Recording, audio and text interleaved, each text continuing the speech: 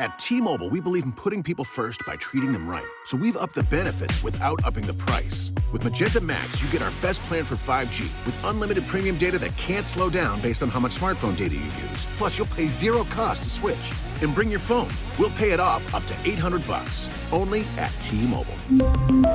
Capable device required for 5G. Activate up to 4K or video streams at 480p. 40 gigs high-speed tethering. Up to $800 via virtual prepaid card. Allow 15 days. Support charges waived. See details at T-Mobile.com. I've got one word for you. Getaway. Just imagine the sun, the beach, the ice-cold drink in your hand. With the American Airlines Advantage Mile Up card from Citi, you can go from daydreaming to sunbathing by earning miles on everything you buy. It's the card that turns everyday purchases into Advantage miles, like 2 times miles at grocery stores. Plus, you can even earn a special bonus miles offer after qualifying purchases. Head to Citi.com/mileup today to apply for the American Airlines Advantage Mile Up card and get closer to that getaway. Talk about it. Bienvenidos, mi gente. Gloria Estefan here. We are bringing Red Table Talk the Estefans to podcast. Just like our Red Table Talk sisters, we have brought 3 generations together to talk family, relationships, and social issues from the perspective of 3 fabulosas Latinas. Listen to Red Table Talk the Estefans podcast on the iHeartRadio app, Apple Podcasts, or wherever you get your podcasts. Welcome to Stuff to Blow Your Mind, a production of iHeartRadio. Hey, welcome to Stuff to Blow Your Mind, listener mail. This is Robert Lamb. And this is Joe McCormick, and I think maybe we should jump right in with a response to an older episode of ours about the Bone Palace Vault episode. Are you ready, Rob? I'm ready.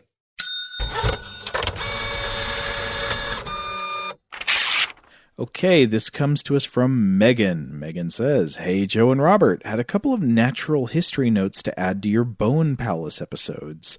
I remember, I think there was a string of things we talked about in those episodes about creatures other than humans making dwellings out of the remains of other animals." Mm-hmm. Megan writes, "Another cool creature that may camouflage itself with the body parts of other invertebrates is the green lacewing larva. You can see them trundling about on tree trunks under tiny lichen-festooned huts. They voraciously consume other insects, and they may incorporate the body parts of their prey, such as aphids, within their camouflage. This is especially useful as a disguise to fool ants, which tend and defend sap-sucking aphids for their honeydew.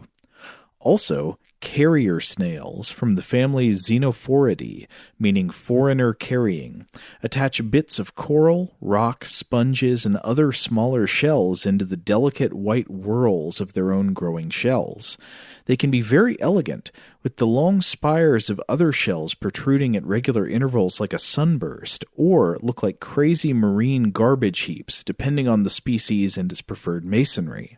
The added bits provide some camouflage and protection from predators, stability on the seafloor, and also save them on the energy and material cost of having to grow their entire shells. Thanks, guys. You supply me with moments in critical thinking in times when I'm otherwise short on it, driving, kid tending, etc. Best, Megan." Excellent. Well, these are both great specimens. Thanks for sharing these with us, Megan. At least one of these seems kind of familiar, so I'm wondering if we maybe researched it but didn't mention it in the episode, or mentioned it it's possible. Briefly. I don't know. Sometimes stuff falls through the cracks like that. Yeah.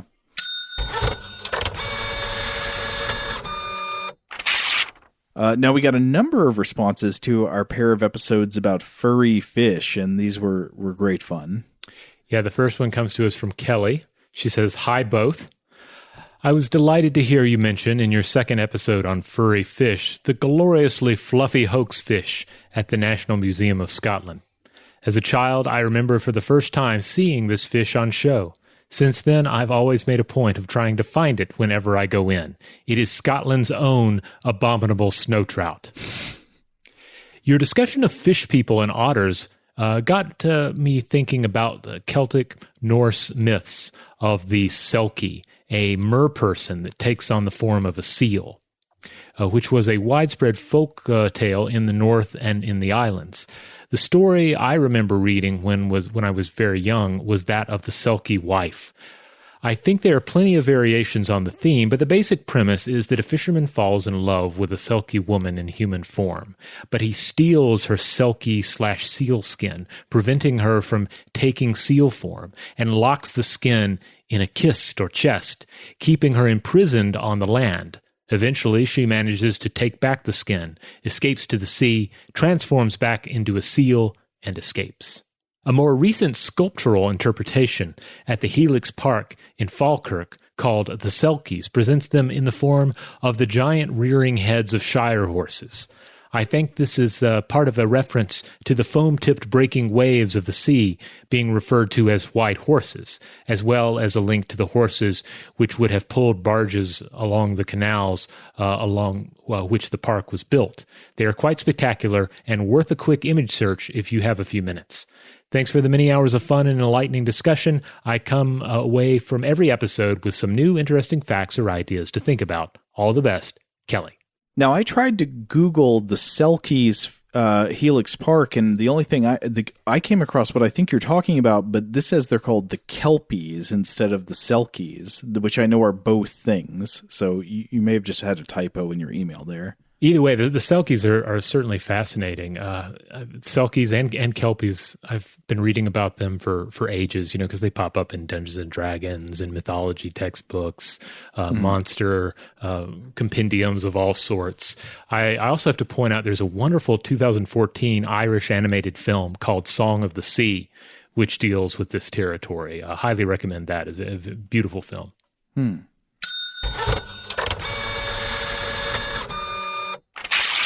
All right, this next message about the furry fish comes from Alex. Alex says, "Hello, I love your show, but I've never had a good reason to send you mail until today. In your The Fish Had Fur episode, you mentioned the singing bass fish, Billy Bass." The singing bass fish, wow. I had one of these growing up, so I started looking for it in my basement, hoping I still had it. I didn't. But I experienced a bit of serendipity while scrolling TikTok after I gave up the hunt. I stumbled across an artist by the name of Kevin Heckert. They are an interactive artist that has created a Billy Bass that somehow interacts with Amazon Alexa. It is amazing. It sings any song you ask it to. Please look it up. It will make your day watching Billy singing all of the hits. Oh, wow. That's it. Thanks for making such an entertaining podcast. P.S. I really miss the constant flow of invention. That's how I found you guys. Thanks for reading, Alex. Oh, well, thank you, Alex. Yeah, thanks. I hope we keep, I don't know, we will still continue doing invention episodes from time to time. I'm sorry we can't do them every week now. I mean, maybe at some point we'll just lose it and start doing invention episodes back to back for at least for a little bit. You never know. Yeah. But anyway, so I looked this up. I'm not familiar with this person, but I looked up the TikTok you were talking about. And yeah, it looks like someone has sort of hacked a Billy Bass to be the interface for Amazon Alexa. So at least if what is being alleged by this video is correct and there's no trickery involved, you can say to the big mouth Billy Bass, hey, Alexa, play whatever, and play Four Horsemen by Metallica, and then the bass will turn and say, okay, and it will sing along with the song. It'll do the mouth.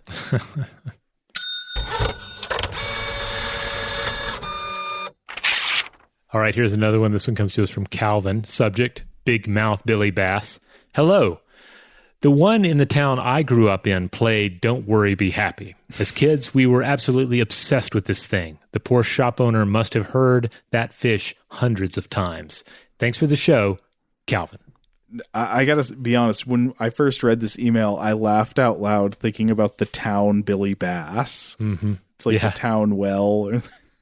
It reminded me of New York movies, older New York movies, where there'll be TVs in shop windows and there'll be people gathered around to watch the TVs. Yeah. Except in this case, it's the Billy Bass singing Don't Worry, Be Happy. Bobby McFerrin.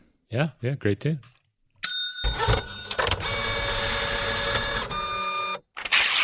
All right, we also heard back from our listener Shay in regards to the Tomato Vault episodes. He writes, Dear Rob and Joe, I'm lovingly teased by my friends and my wife for my podcast problem, as I spend every available moment driving, housework, walking the beast, listening, and your work is my favorite. I was listening to the second Vault episode about tomatoes this morning as I made my wife's and my favorite vegan beverage, an oat milk latte. If you haven't tried Oatly yet, Rob, you've got to give it a go. I do love oat milk. It's quite good. When Joe suggested that the fruit from the Garden of Eden may have been a tomato, quickly, you both accept the improbability of this since tomatoes are native to the Americas, and the authors of the Bible would not have been familiar with them. However, considering the importance of the LDS Church, and in this, Shea is referring, of course, to the Church of Jesus Christ of Latter-day Saints, considering the importance of the LDS Church to the later acceptance of tomatoes in the U.S., I want to offer a sliver of hope to your theory. He continues, in LDS lore, it is said that the Garden of Eden was in fact in the Americas, specifically in Jackson County, Missouri. Now, that's more than a hop, skip, and jump away from South and Central America, but Mormon beliefs are central to stories of ancient American peoples traveling across these continents. While there is, of course, no scientific evidence that I'm aware of supporting any of this, it is interesting to look at the pattern of tomato development and apply it to a story here. Imagine a cultivated tomato of knowledge being taken and or naturally adapting and spreading to be the current-like tomatoes of South America, where they are again selected, cultivated, and spread north, then grow wild and small again before finally being rediscovered and becoming the tomatoes of today. I'm certain plot holes abound, but what fun, Shea, from the Rocky Mountains. And they add a P.S. In a recent listener mail, you mentioned how delicious a tomato mayo sandwich can be, and I can't resist suggesting you try a pickle and mayo sandwich, one of my guilty pleasures. Interesting. Oh, I'm up to try. I wonder what kind of pickle would be best. Do you go bread and butter pickle on that? Do you go with a more sour variety? You go with a spicy pickle? So many possibilities. I'm very partial to half sour pickles myself. Okay. That fresh cucumbery flavor. Yeah. Now, I wanted to look this up to make sure that this is actually a belief among the Latter-day Saints. And I think what I discovered, I didn't have a lot of time to look into this, but what it looked like to me is that the belief that the Garden of Eden was in Jackson County, Missouri, or was definitely in Missouri, is not something that is written in the Book of Mormon, but I believe it is something that is alleged to have been said by Brigham Young, and that Brigham Young said Joseph Smith told him this. So I don't know how exactly that relates to its doctrinal status among the beliefs of the church, but yeah, interesting nonetheless.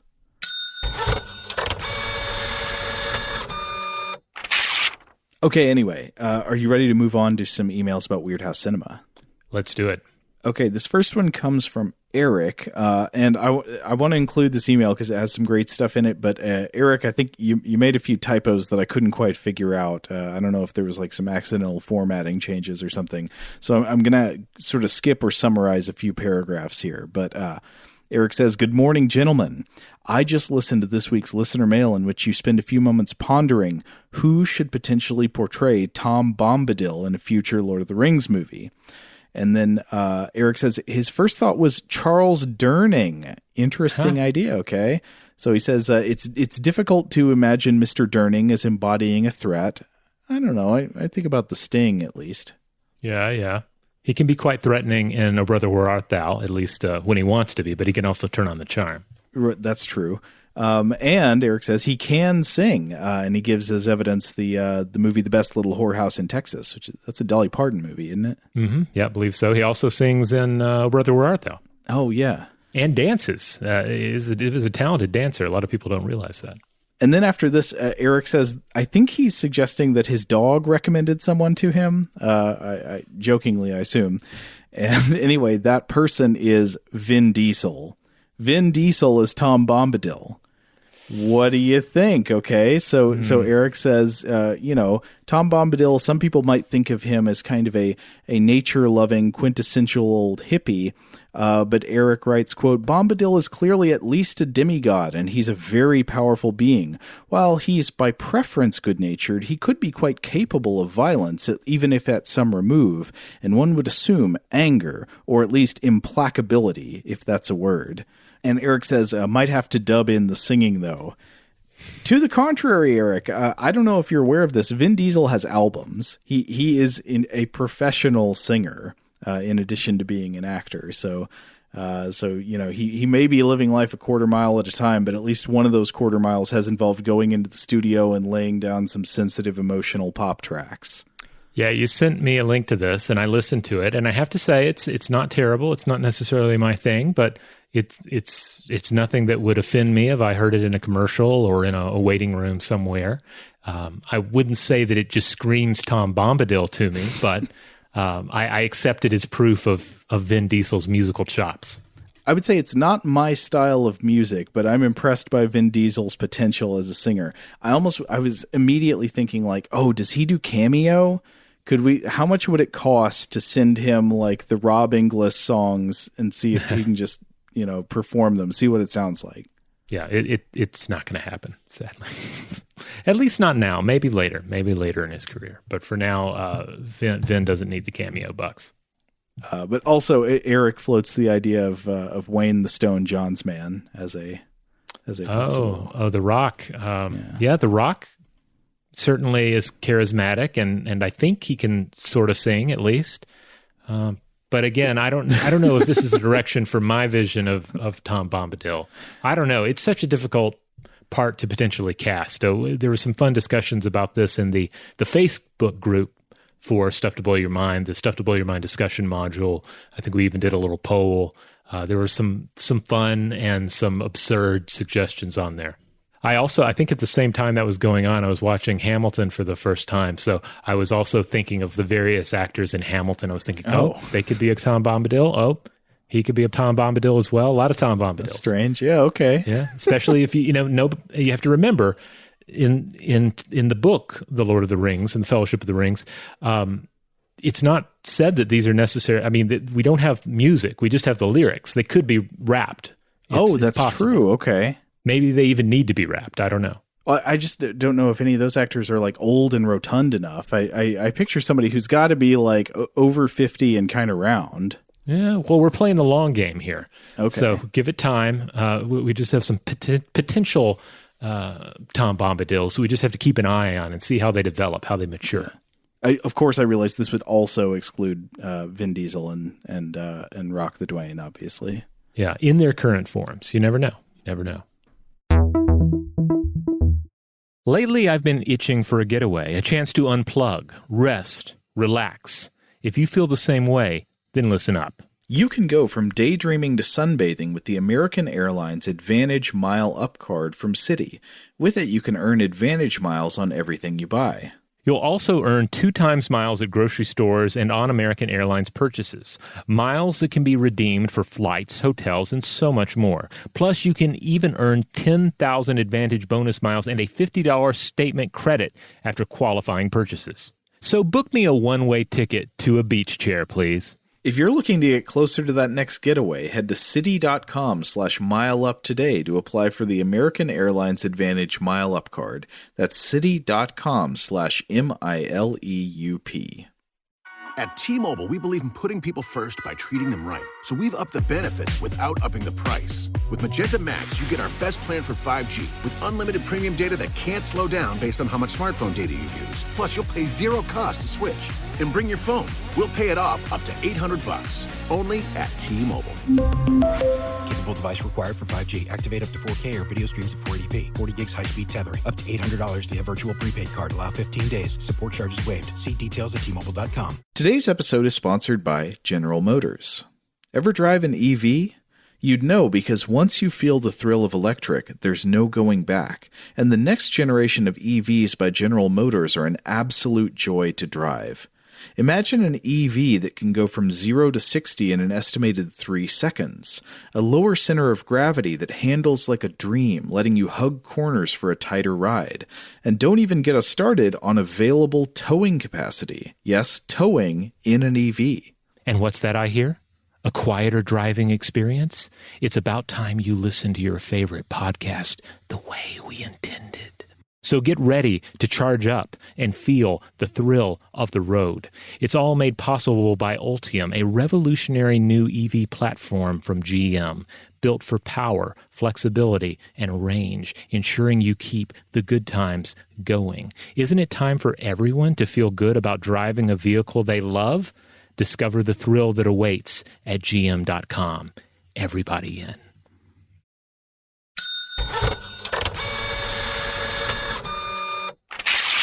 All right. We also heard from listeners regarding our Weird House Cinema episodes on Psychomania. This one comes to us from Don. Guys, so glad you picked this film. I saw this as a young kid in the 70s, and the image of the undead bikers turning to stone at the end was both frightening and super sad. I don't remember much else about the rest of the film, but that final scene has stuck with me for decades. Thanks for bringing the rest of the movie back to me. We'll try to track it down. All the best, Don. I'm curious why it's sad. It seems like these horrible people, these horrible trolls are finally turned to stone. Well, I mean, especially if you watched it as a young person, it's, okay. These young people are, they're going to live forever. They're going to do things their way. And then they're shut down by old people magic at the end. Okay, It's kind of sad. I can definitely dig that interpretation. The end of the movie, once again, to reiterate, is mom comes in and stops the roughhousing. Yes. Basically via occult paperwork. Yes. Yeah.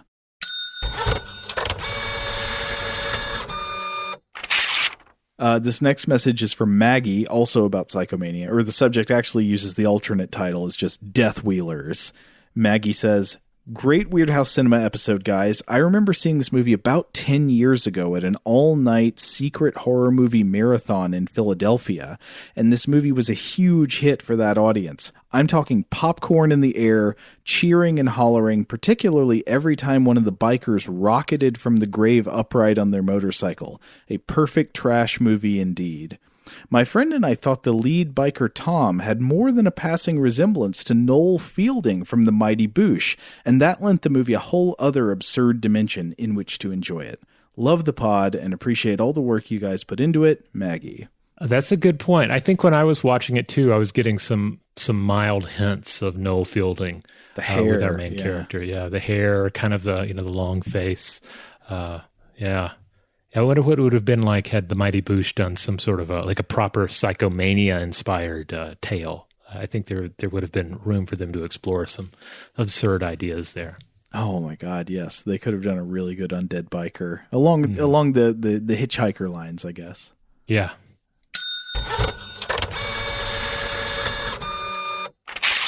All right, this last pair of messages comes from Lorenzo, and this is in response to us talking about the weird thing that's in a lot of Italian horror movies from the 70s and 80s where there are scenes of heightened suspense, and then the soundtrack it starts playing music that feels incongruous with the mounting suspense. It's playing like funky, jazzy, like cool music, not scary music.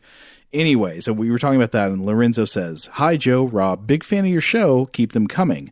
Joe, twice you commented on Weird House Cinema, asking why the upbeat synths in violent sequences, and Rob, you rationalized that it's a culturally based counterpoint to the tension." Right, so you were talking about maybe it's just some kind of difference between how like Italian audiences versus American audiences would regard the connotations of disco music, maybe. Yeah. And so Lorenzo says, while the synth work of Goblin and Co. is awesome, for the action sequences, those guys just stepped aside. Similar samples were pasted over all sorts of genre films in Italy when I was a kid, including overdubs of westerns and manga. So generally, it's a shortfall on soundtracking in those sequences. I'd rather have John Carpenter do my truculent ambient, to be honest. It's a fail for our movies any way you look at it. Okay, so Lorenzo is just dissing some of the soundtrack choices of some of these Italian horror films. If I'm understanding, I hope I'm not misunderstanding, but I think Lorenzo is saying, like, sometimes they just didn't know what to put in there, didn't have much of a budget, and just subbed in some kind of track they had in a library or had the rights to or something. Well, yeah, I mean, I could imagine that potentially being the case. But on the other hand, a lot of wonderful things come out of accidents and shortcuts in filmmaking. And so, I wouldn't discount it just because maybe the process was questionable, if it was questionable. Well, here, let's hear Lorenzo's second email. Lorenzo also says, as you know, Italian film is all about dubbing. Italians to this day see all cinema dubbed, with a handful of voice actors playing the parts. They do a good job. We have a better Homer than Dan Castellaneta, I promise you, but you will never know this. That's great. Why do I bring up dubbing in the context of those action sequences with the upbeat synths, do you ask? Because in many films, they were working on whatever budget they had, and they sacrificed these production elements to an aesthetic. So, funky jazz in a slasher sequence, or bad overdubs, I guess were secondary to the aesthetic. But I agree with you, Joe, it's probably not an excuse. Lorenzo. Oh, Lorenzo, I didn't mean to impugn movies that have soundtrack choices that seem strange to me. I love a strange soundtrack choice. Oh, yeah, the stranger, the better. It's the soundtracks that are not strange. Those are the ones that can sometimes just piss me off, to be honest. But I think I see exactly what you're talking about, Lorenzo, with certain with there being a sort of strain of creative preference in Italian cinema for maybe sometimes visual aesthetics over everything else, that like the director might have a certain kind of image in their mind, almost kind of a painting of the way they want the film to look. And that's really top priority. Maybe a lot of other creative choices might kind of just take a back seat to that. And I think that's true about a lot of Italian horror movies, especially. Well, this will be a conversation to keep in mind and to keep having as we inevitably come back to the cinema of Italy on our Weird House Cinema episodes. Oh, yeah. I do like him taunting us with the fact that his Simpsons is better than ours. This is fun because I had recently played a video game titled Blasphemous, which is excellent, and it's a Spanish production, and you can choose to have the audio in English or in Spanish. And I was reading about it online with some people talking about there being an apparent, at times, kind of a good-natured rivalry between Mexican dubbers and Spanish dubbers, like who does the best job of providing voiceovers for projects. And so that was interesting as well. I never really thought about that, how you might have some sort of like good-natured competition between the dubbers in Spain and the dubbers in Mexico. For different projects. Blasphemous, is this the 2D side scroller game that looks inspired by the paintings of Goya? It is, yes. Oh, I saw a preview of that, I think a few years back, and I was like, man, I want to play that. That looks like some real classic witchcraft. Yeah, I put it off for a long time, and then I finally bit. I was like, all right, I'm going to give this game a shot. And I'm not really huge into the sort of Castlevania, Metroid type games. A lot of times they kind of frustrate me. So I expected it to be a game that would visually amuse me for a little bit, and then I would get sick of it because it would be too hard for me as a gamer. Yeah. But I stuck with it. It was just enthralling, just some wonderful world building, and I think it's challenging, but it never feels cheap.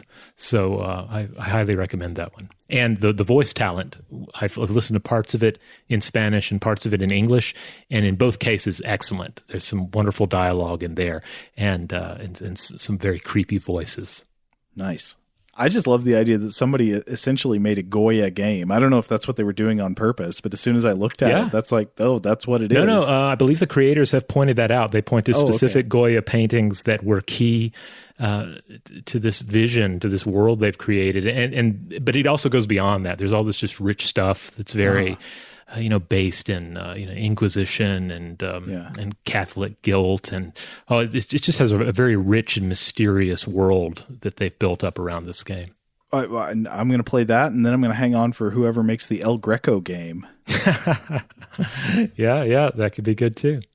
All right, we're going to go ahead and close the mailbag here, but we'd love to hear from you all regarding current episodes, future episodes, past episodes of Stuff to Blow Your Mind, episodes of Weird House Cinema. It's all fair game. We'll try and do a listener mail every Monday, That's where you can hear it. You'll find it in the Stuff to Blow Your Mind podcast feed, and you'll find that wherever you get your podcasts.